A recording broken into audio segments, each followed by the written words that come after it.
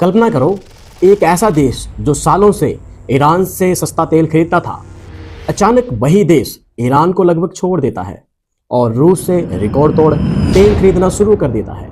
लेकिन सवाल यह है, क्या भारत ने अपने पुराने दोस्त ईरान को धोखा दिया या इसके पीछे कोई बहुत बड़ी मजबूरी थी?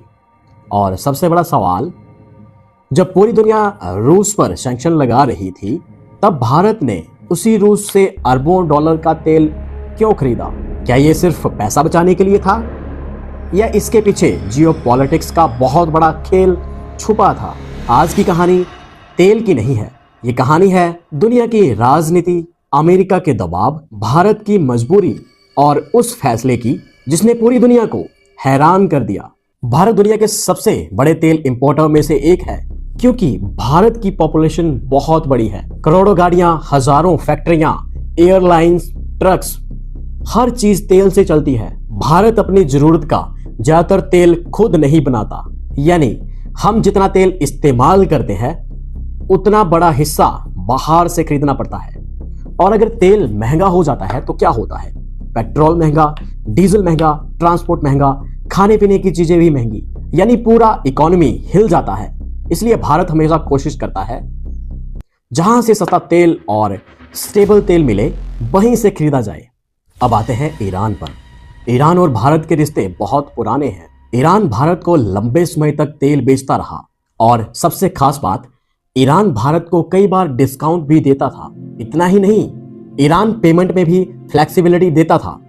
कई बार भारत रुपए में पेमेंट करता था, यानी भारत के लिए ईरान का तेल काफी फायदेमंद था। फिर सवाल उठता है, अगर सब इतना अच्छा था तो भारत ने ईरान से तेल खरीदना कम क्यों कर दिया? अब कहानी में एंट्री होती है दुनिया की सबसे बड़ी ताकत अमेरिका की। अमेरिका और ईरान के रिश्ते लंबे समय से खराब रहे हैं। इसका मूल कारण है nuclear programme, middle East politics और इजराइल इशू। अमेरिका ने ईरान पर भारी सैंक्शन लगा दिए। सैंक्शन मतलब अगर कोई देश ईरान से व्यापार करेगा तो उसे भी नुकसान झेलना पड़ सकता है। अब भारत मुश्किल में फंस गया। एक तरफ ईरान से सस्ता तेल, दूसरी तरफ अमेरिका का दबाव। और अमेरिका सिर्फ कोई साधारण देश नहीं था। भारत के लिए टेक्नोलॉजी, डिफेंस डील, ट्रेड और ग्लोबल सपोर्ट सब बहुत जरूरी थे। इसलिए भारत के सामने बड़ा सवाल था, क्या सस्ता तेल चुने या अमेरिका से रिश्ते खराब होने का रिस्क ले? सन 2019 के आसपास अमेरिका ने साफ वार्निंग दी, अगर देशों ने ईरान से तेल खरीदना जारी रखा तो सैंक्शन लग सकते हैं। शुरुआत में भारत को थोड़ी छूट मिली थी, लेकिन बाद में वो भी खत्म हो गई और यही भारत ने बड़ा फैसला लिया, ईरान से तेल खरीद लगभग बंद कर दी। अब सोचो, भारत ऐसा क्यों करेगा? क्योंकि उस समय भारत अमेरिका से सीधा टकराव नहीं चाहता था। भारत की इकोनॉमी तेजी से बढ़ रही थी, फॉरेन इन्वेस्टमेंट जरूरी था और अमेरिका से रिश्ते खराब करना रिस्की माना गया। यानी ये फैसला सिर्फ तेल का नहीं था, ये जियोपॉलिटिक्स का खेल था। अब कहानी में सबसे बड़ा ट्विस्ट आता है 2022। रूस यूक्रेन युद्ध शुरू हो गया था। पूरी दुनिया में हड़कंप मच गया। अमेरिका और यूरोप ने रूस पर भारी सैंक्शन लगा दिए। कई देशों ने रूस से तेल खरीदना कम कर दिया। लेकिन रूस के पास एक समस्या थी, तेल बेचना जरूरी था। अगर तेल नहीं बिकेगा तो रूस की इकोनॉमी को भारी नुकसान होगा और यहीं से भारत को मौका मिला। रूस ने भारत को डिस्काउंट पर तेल देना शुरू किया, बहुत बड़ा डिस्काउंट, कई बार इंटरनेशनल मार्केट से भी सस्ता। अब भारत क्या करता?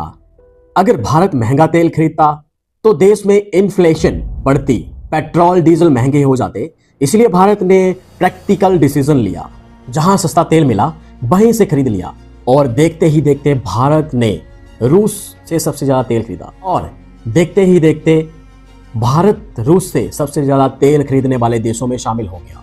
अब दुनिया हैरान थी। अमेरिका रूस पर प्रेशर बना रहा था, लेकिन भारत रूस से तेल खरीद रहा था। तो क्या भारत ने अमेरिका की बात नहीं मानी? असल में भारत ने एक चीज साफ कही, हम अपने नेशनल इंटरेस्ट के हिसाब से फैसला लेंगे। भारत का कहना था, अगर यूरोप लंबे समय तक रूस से गैस खरीद सकता है तो भारत अपने लोगों के लिए सस्ता तेल क्यों नहीं खरीद सकता? और ये बात काफी लोगों को लॉजिकल लगी, क्योंकि भारत एक डेवलपिंग कंट्री है। यहाँ करोड़ों लोग फ्यूल प्राइस से डायरेक्टली प्रभावित होते हैं। अब एक और बड़ा कारण समझो, रूस सिर्फ तेल बेचने वाला देश नहीं है, रूस लंबे समय से भारत का डिफेंस पार्टनर भी रहा है। भारत की सेना के कई हथियार रूस से आए हैं, fighter jets, missile system, tanks.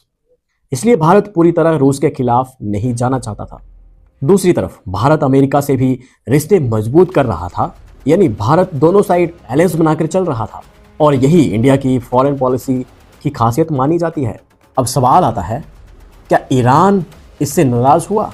देखो, ईरान समझता था कि भारत पर अमेरिकी प्रेशर था, लेकिन सच ये भी है कि भारत और ईरान के रिश्ते पूरी तरह खत्म नहीं हुए हैं। आज भी दोनों देशों के बीच प्रोजेक्ट्स चल रहे हैं, जैसे कि चाहबार पोर्ट। ये भारत के लिए स्ट्रैटेजिक प्रोजेक्ट हैं, क्योंकि इससे भारत अफगानिस्तान और सेंट्रल एशिया तक पहुंच सकता है। यानी तेल कम हुआ, लेकिन रिश्ता पूरी तरह खत्म नहीं हुआ। अब सबसे इंपॉर्टेंट बात, भारत की स्ट्रैटेजी क्या थी? भारत ने एक चीज समझी, दुनिया की राजनीति में परमानेंट दोस्त या दुश्मन नहीं होते। सबसे पहले आता है नेशनल इंटरेस्ट। अगर देश को सस्ता तेल चाहिए तो वहीं खरीदा जाएगा जहां फायदा हो। अगर किसी देश से डिफेंस जरूरी है तो रिश्ते बनाए जाएंगे। अगर किसी और देश से टेक्नोलॉजी चाहिए तो वहां भी पार्टनरशिप होगी। यानी भारत किसी एक कैंप में पूरी तरह नहीं जाना चाहता।